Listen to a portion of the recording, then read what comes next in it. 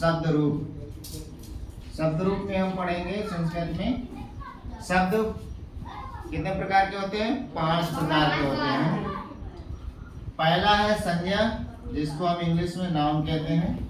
दूसरा है सर्वनाम, जिसे हम प्रोनाउन कहते हैं।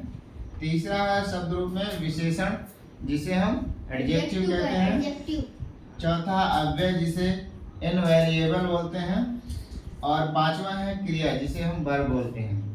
ये हम जो शब्द रूप पढ़ते हैं संस्कृत में, इंग्लिश में भी हम पढ़ते हैं पार्ट ऑफ स्पीच।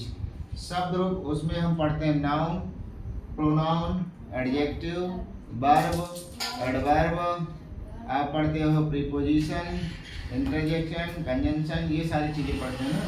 बट इसमें 5 ही प्रकार पढ़ते हैं शब्द रूप में। हम संस्कृत में 5 प्रकार। पहला जो हमने देखा था नाउन। नाउन को अगर हम डेफिनेशन परिभाषा बताते हैं तो किसी वस्तु, स्थान, नाम यानी किसी व्यक्ति का नाम हो, विचार आ जाए, मन में कोई भाव आ जाए, उसको हम संज्ञा बोलते हैं। छोटी सी परिभाषा है, जैसे संस्कृत में बोले बालकः, ठीक। कलमः, कलम कोई वस्तु है, प्रयागराज स्थान है कोई, ये ऐसे शब्द हैं।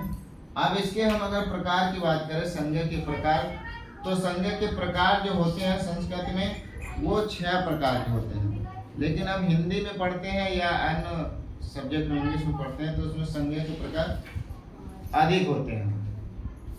नाउन के जो 5 7 नाउन पढ़ते हैं ज्यादा होते हैं, लेकिन इसमें संज्ञा में हम 5 प्रकार पढ़ते हैं। स्वरांत का मतलब होता है ऐसे शब्द जिसके अंत में स्वर आ जाए। क्या आ जाए? स्वर। स्वरांत अजंत पुल्लिंग, पुल्लिंग शब्द पढ़ेंगे। दूसरा पढ़ेंगे स्वरांत अजंत स्त्रीलिंग पढ़ेंगे। तीसरा पढ़ेंगे स्वरांत अजंत होगा और नपुंसक लिंग पढ़ेंगे। चौथा है हलंत में। हलंत में व्यंजन, जिसके अंत में व्यंजन आता है। क्या आता है?